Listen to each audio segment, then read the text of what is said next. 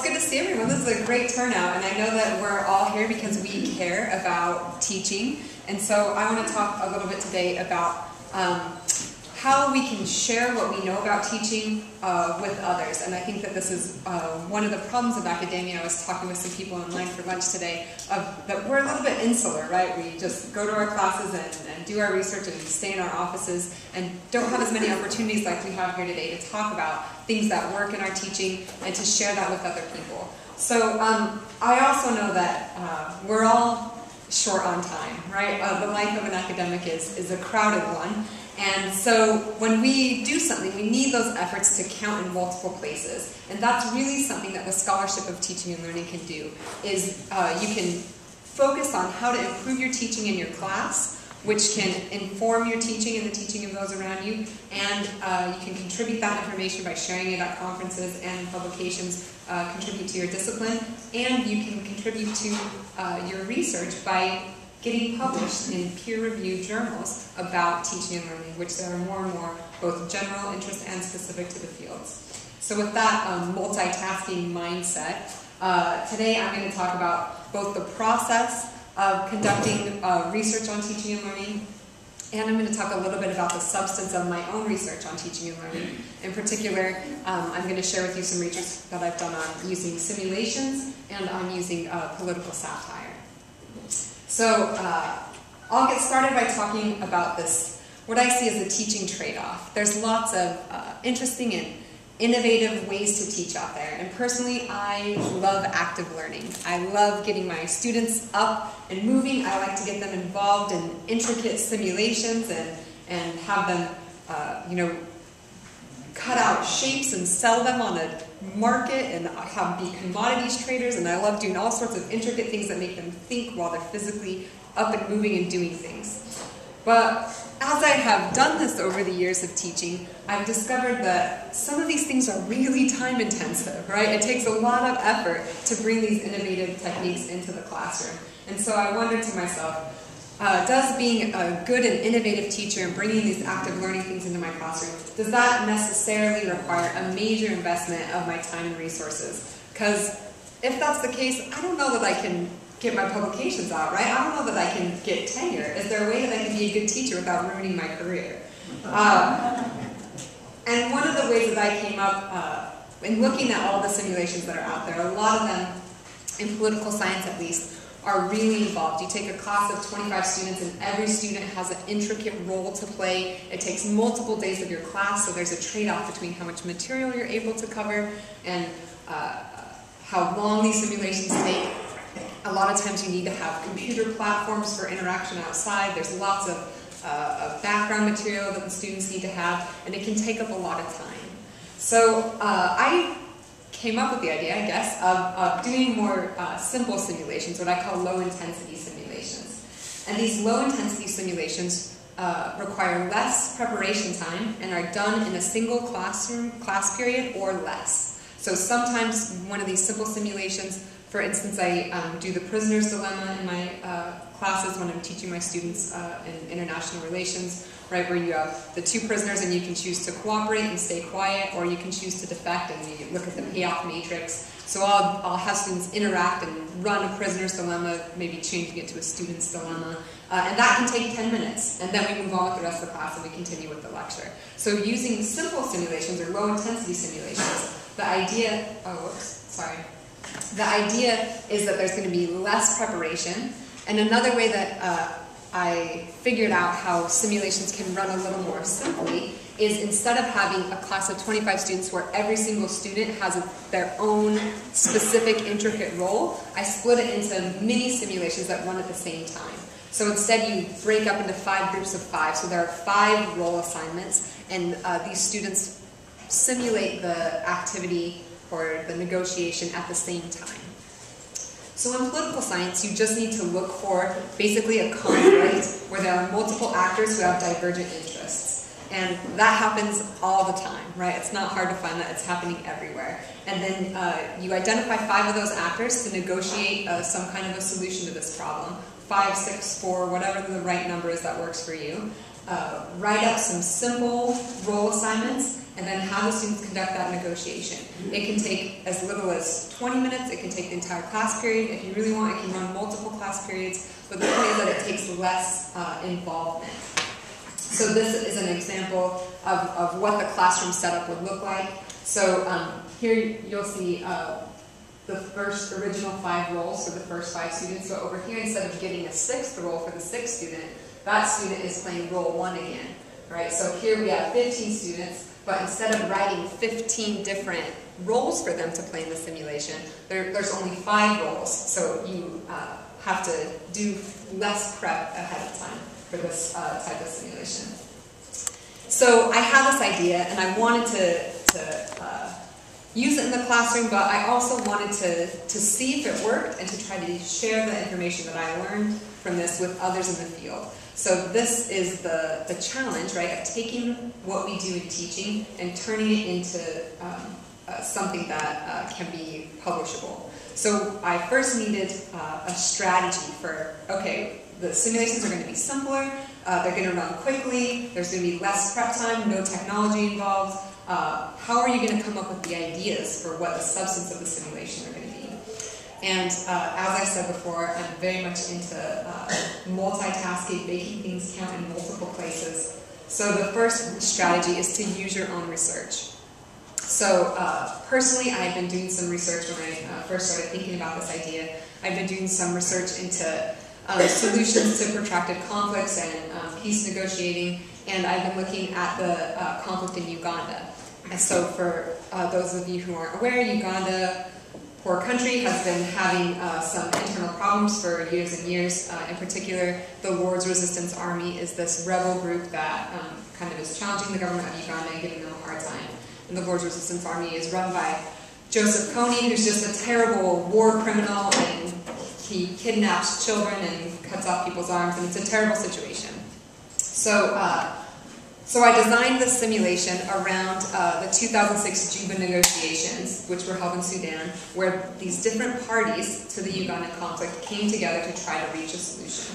So I had someone from the Lord's Resistance Army come to this negotiation. I had someone from the government of Uganda. I had someone from the International Criminal Court who had issued indictments against Joseph Kony to try him as a war criminal in front of the ICC, and then an international peace group and a local peace group. So we have 5 players in this negotiation, and they all have different interests, different things that they're trying to get at. And what I really wanted the students to balance in this particular simulation was peace and justice. So is it worth it to grant Joseph Kony and the other war criminals that have been part of his army, to grant them amnesty in exchange for them agreeing to lay down their weapons? Or does there have to be some sort of justice, international justice, local justice, because of these terrible war crimes that they've committed? Just horrific things, right? I put some pictures up on the slide to begin with. You know, children are raped, noses are cut off, just horrific, horrific war crimes. And at that point in the class, everyone's saying, Joseph Kony, you know, hang him high, he deserves whatever terrible things we can do to him. Let's do some international justice. Let's let the whole world see that this is how we treat war criminals, as we punish them severely. That's what we should do. So then I break them up and they do this negotiation on the conflict in Uganda.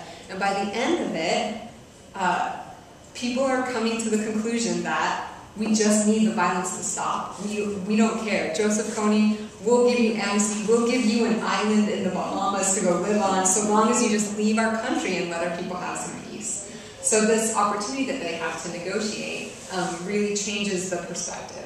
And what's valuable, I'll go back for just a second, about this setup where there's multiple mini simulations running at the same time, is that students are having, they're coming to different conclusions, but they're also having similar experiences, right? So student number 1, the student number 1 who's playing role number 1 here, is trying to act out as the same person who is playing role number 1 here in this group, student number 6. So when we're done with the simulation, the students can talk and discuss about why did we reach different conclusions. And student number 1 can say, I had a really hard time playing the Lord's Resistance Army, or I had a great time. I was the hardcore negotiator. All I said was no to everything until they promised me amnesty. Right? So the students can share the experience that they have in their roles, because there are other people who had a similar experience in the group that they were in. And then we can compare the ultimate solutions that they reached. And students get all sorts of creative when I run the simulation. I really enjoy it. So Joseph Kony himself doesn't actually come. He sends one of his top deputies. And almost every time I've run this, at least one of the groups tries to bribe the deputy into handing over Kony, tries to promise him amnesty or get him to turn on his boss. Or there's all sorts of interesting ways that they end up trying to negotiate the peace here. Okay, so that's the first strategy, is to use your own research. So I already had a bunch of this information about Uganda because of the research that I was doing. I'm not sure about what everyone's fields are, but if you're doing research on a particular social problem, you can have people simulate that for a sociology department, or a particular business problem. How are you going to do a hostile takeover? You can simulate that, whatever. The second strategy is to use current events. I like to make students keep up with current events anyway, because I think that it is good for them. But for this strategy, you can plan to have a simulation that might extend over multiple class periods. So for instance, if the G8 summit was coming up, you could say, okay, we're going to simulate the G8 summit. And this group of 8, you're going to be the 8 nations who are attending the G8, and we're going to have 3 groups of 8 running this simulation. And every week or every 2 weeks, this week you're going to talk about economic issues, this week you're going to talk about globalization, this week you're going to talk about fighting the H1N1 virus, and this week you're going to talk about politics. And you can have them get into those roles and run them multiple times. And you can do that also with all sorts of current issues, right? You could do that with in Afghanistan, they're trying to negotiate with the Taliban. The U.S. and the Taliban and the Afghanistan government and Pakistan government, you can get them together and have them do a negotiation that is either a one-shot, just for one class period, or that is a simple negotiation that runs over multiple class periods. And that can get really interesting too, because sometimes if the students are keeping up with the news, they'll come in on Monday and realize that, your group tried to assassinate me this weekend. That's really going to make our negotiation difficult when we get together to talk about it. And so I've done this also with Iran, and students really enjoyed it. And then the final strategy is to use student research, and this requires making the simulation a bit more central to the course overall, because you need to assign the students to go out and to collect the information. So I did a Solve Iraq Summit before, where the students went out. We brainstormed, who should we invite to the Solve Iraq Summit? Should we invite Baptist Party members who are disenchanted? Should we invite Iran to come to the Solve Iraq Summit, right? Who are the people who are invested here? And the students get to make some of those decisions, and then the students go out and do the research, and they come up with the role assignments. So on the day of the simulation, the students have turned in papers that you've graded and maybe condensed to be the actual role assignment that people will have to play when they're acting out as those countries. So through these strategies, I have figured out a way to do active learning in a way that is a little easier. It doesn't take such an investment of my time. So at my previous institution, I taught a 6-week summer course, and every week I had a different simple simulation. And that research, the information that I got there, is ultimately what I used to turn into an article that I just returned for after receiving a revise and resubmit from the Journal of Political Science Education. So that's the research that I'm talking about here about simulations. And the key thing of what you want to do if you are interested in turning some of your teaching strategies into actual publications is data. You need hard information to report. So I did a survey of my students, and this is one example was just how helpful was this activity in improving your understanding of the concepts of the course. So in this course, I'm not sure if you can see that, but I ran 6 simulations, and the Uganda simulation appears at the end. And so 14, I think there were 22 of my 25 students were in class the day that we did the surveys, said that the Uganda simulation was very helpful for them understanding the concepts of the course, with 5 saying somewhat helpful and 3 saying made no difference. So from this information, I have students saying that it was helpful for them to engage in these simulations, that I helped them. I also gathered some qualitative data as well, so this student said that it was really helpful. It served as an anchor for the course, and the student said, it was a breather from traditional lecture and made class worth attending. So if you can have both qualitative and quantitative data, you're going to have a much better chance of getting the information that you've collected about your teaching techniques actually published.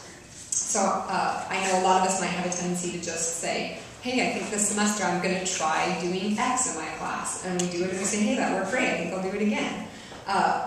That's a fine strategy, I guess, to use, just in life. But if you want to get it published, you need to be more consistent and gather more hard data. So that's what I learned when I had this new idea that I implemented starting last fall to use satire in my Introduction to Political Science courses to try to see if that encouraged students in their critical thinking, if that improved their learning. So what I did for this class was basically set up a controlled experiment. So I had two sections of Introduction to Political Science. The first section was the control, where I taught it as normal, and then the second section was the experimental group. And what I did was I assigned the experimental group a number of satirical readings. So we would have a week on voting, and they would have a satirical article about, the use of scratch and win ballots or something like that. So these satirical readings, they had about one every week, and they were part of the syllabus, and they were included to match up with whatever topics we were covering. So here's one example. We were talking about the difficulties of governance. I got most of these satirical reading assignments from the Onion online satirical newspaper, which I highly enjoyed. And it's also interesting of what students who don't pay attention don't realize that things are satire, so that's really interesting. So this article is about rebels who immediately regret seizing power in Zambia, who say ultimately they made a huge mistake, right? And the article goes on to talk about it's really difficult to run a country, and do you realize that we have no infrastructure and really hardly any, clean drinking water, and these years of war have decimated our economy? Why are we in charge of this country, right? This was a huge mistake. So they had a number of these types of satirical reading assignments to go along with the regular material for the course. And I was interested in seeing if this improved their critical thinking. My idea is that, right, reading these satirical articles will make them think about politics in a different way, and will make them, have to think critically in order to understand the satire and what it's being applied to, and that this would improve their critical thinking. So I measured that at the beginning and at the end of class with some questions from the Watson-Glazier critical thinking battery, and also I looked at the scores on their research papers comparing the control to the experimental group. So from fall of 2009, I looked at both within the sections from the pre and the post test, and I looked across sections comparing the control to the experimental group. And I found no statistically significant changes. So that was a little disappointing. But I did have student feedback, right? I had the quantitative data, and I also kept track of some qualitative data, so I had some student feedback, which was really helpful for me in thinking about how I was going to teach this class right now in the fall of 2010. So some students said they really enjoyed the satire and made it a lot easier. I had a couple of students who said, I don't see the point of this. Why is this in my syllabus? Why do I have to read this? And one student said that not once did I ever feel like falling asleep. So I take that as a success, right? So taking these results and the fact that nothing was statistically significant, which is a little discouraging, but what students said is I thought, look, I don't think that I'm having the impact that I want in terms of getting the students to think critically about the satire if I'm just handing it to them and saying, okay, read this as part of your readings. So Satire 2.0 is the current classes that I'm teaching. So I'm teaching an online version of Introduction to Political Science, and then I'm teaching an in-person version. And I'm teaching both of these as experimental sections this time around, so I'm not going to have a control group to be able to compare across. Both of them have the satire in them, because I thought with one online they're just too different to be able to have one be a control. So I'm just going to have the before and after, the pre and the post test, to be able to evaluate the effects of the satire.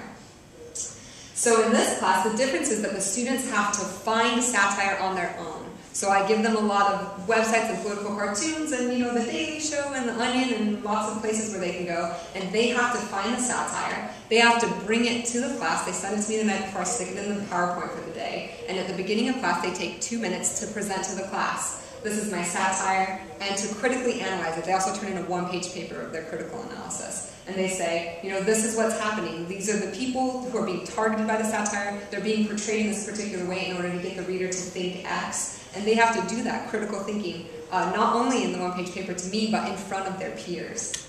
So I just wanted to show you very briefly. On Wednesday, this is what one of my students brought in. Oh, I'm not sure if this will work. Maybe. Well, we'll just let that go. If I can fix it at the end of this when we're taking questions, I'll try to show it to you. Oh, it can't connect to the internet in here? Okay. Not important. Okay, so this clip, I guess I should have tried that before, right? Anything that can go wrong will. This particular clip the student brought in just on Wednesday, and I said, I'm going to put this in my presentation because it was so interesting and a great example. It was just a 1-minute clip from Funny or Die, and what it was a playground, and it had this poor, small African child who had a shirt that said Africa, saying, America, I'm hungry, why don't you give me some food? And America is kind of this like big, kind of chubby kid whose shirt says America, and it doesn't quite fit because he's a little bigger, and he says, well, do you have any natural resources? Well, I'll think about giving you some food, and finally they say, yes, we have some resources. And so USA calls over IMF, which is kind of like the cool kid who's wearing a black shirt that says International Monetary Fund, and he has a bag of Kit Kats, and he shares his Kit Kat with the poor child from Africa who says, how can I ever pay you back? And America says, well, technically the interest on the loans are going to be greater than your GDP, so you're never going to be able to pay us back. But we're going to send some companies over there, and why don't you let us have your natural resources? And the poor little African child says, that's great, and just is happy to have his Kit Kat bar. Right, so this was only 1-minute little clip that the student found. But did a great job of talking about, you know, why is the character of the United States being portrayed as this kind of chubby playground bully? What is the satirist trying to convey with this information? And so the students have to really think critically about it, right? Why is the IMF wearing aviator sunglasses? What is that trying to convey? You have to think critically to try to understand those. So there have been varying levels of success with having students bring this in, but I'm hoping that when I look at the data from the post-test, that I'll be able to see some differences from before and after in their critical thinking by forcing them to really engage and having every day of class a student come in and present, that the rest of the students who are in the classroom are thinking critically about the satire they're presenting in addition to gathering the satire themselves. Now, in order to do, if you're interested in doing something like this, running a controlled experiment, or just collecting data from your students, if you have the intent to publish it, you have to get IRB approval. So you've got to jump through the hoops and do the whole IRB thing. You have to get the students to sign a waiver. I have to tell them what the risks are, that thinking about, you know, your political opinions may be uncomfortable for you, but counseling will not be offered. So they have to actually sign something like this, right? So you do have to go through all of that process, but I think that in the end it is worth it. So to conclude, I'll just say that what we need more of in the scholarship of teaching and learning is more rigorous analysis, which I fall into that same category, right? I wish that I would have done some more rigorous analysis when I did my original data collection on the simulations. And now I'm so far into the simulations, I don't want to run a controlled experimental group because I think the simulations really help my students, right? I don't want to deprive one of my international relations classes of the learning that can come from having those simulations. So if you have an idea, you know, you do the rigorous analysis up front. Also, I have run into, and I'm sure that you might run into as well, a small n problem, right? I'm doing classes of only 25 students, probably another one of the reasons why it's difficult to get statistical significance. But I also think that this allows for some potential opportunities for collaboration. Now, so let's just think about this for our question and answer session. There are ways to collaborate across disciplines, across professors, across departments here at the university. It's difficult to do it with something very specific, but with some more general teaching techniques with maybe service learning, or with someone had suggested this idea of the muddiest point, that have the students at the end of lecture write down what was the muddiest point, what was the hardest thing for you to get, and see how much changes in their engagement or changes in feelings of efficacy about their own education, or feelings that they're getting the material, or actual grades. That's something that you could potentially do with multiple classrooms so that you can get a larger N. So I just would encourage us to think about this, and to think of potential opportunities for doing this research with our own teaching techniques, and potentially collaborating with one another to be able to do some research that beats that small N problem. Thank you so much.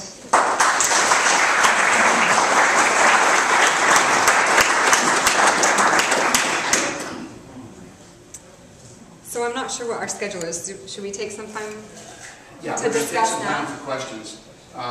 And you did write them down, so Tom, give me the question. First question. I'm sure you use satire in your class. Mathematics is all satire. Who wants to be, you're just like my students. Who wants to be first? Maybe not a question, a comment, or a way you can use it in your own classroom. Something along those lines. You've got one, I can tell.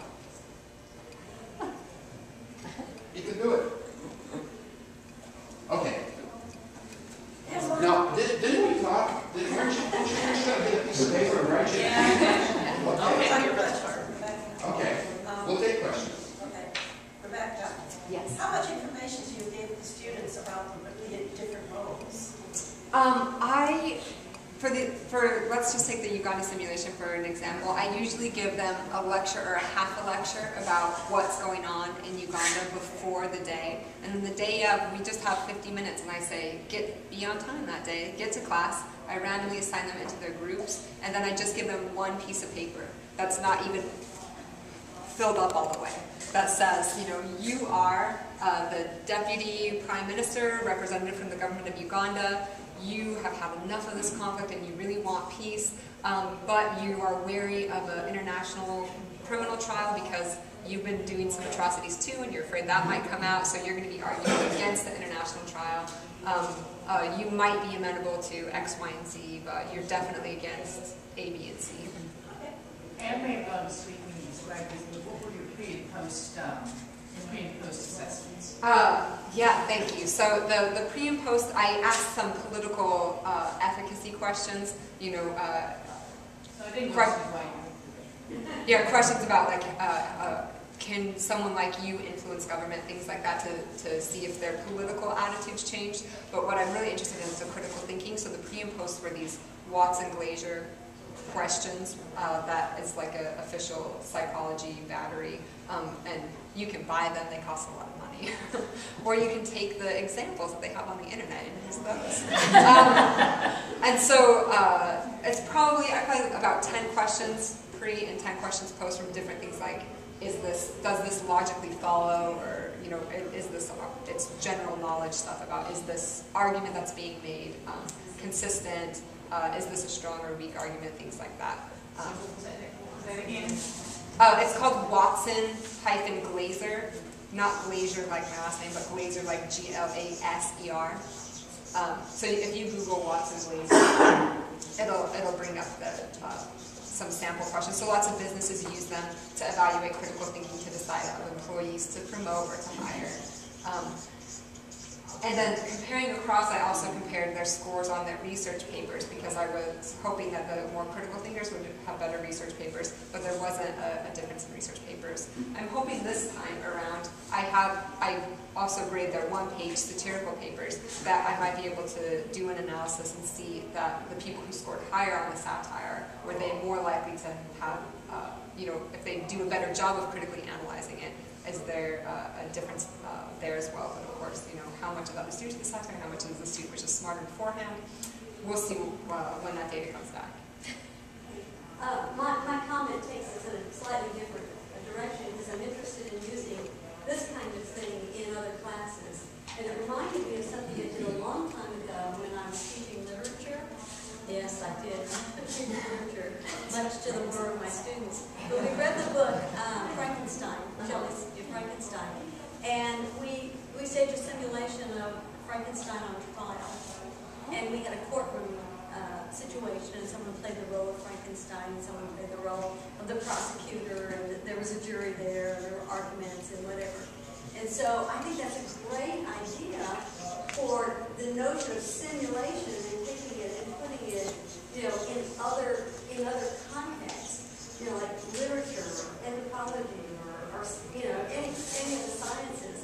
So it's a great idea. It's made me a little bit more enthusiastic about recreating some of those kinds of things. Yeah, you could, you know, get a bunch of characters from a literary work together and say, you know, how should this character have behaved, or how should we resolve this problem, or what should we do about this problem X that comes up in the plot of the story, and have people, when they have to adopt the perspective of someone else, that helps supposedly with critical thinking as well. Since you mentioned anthropology, one thing a colleague of mine used to assign in the anthropological theory class was a debate amongst our, you know, big name theorists, so that they had to take on the role of these people and then argue something about culture.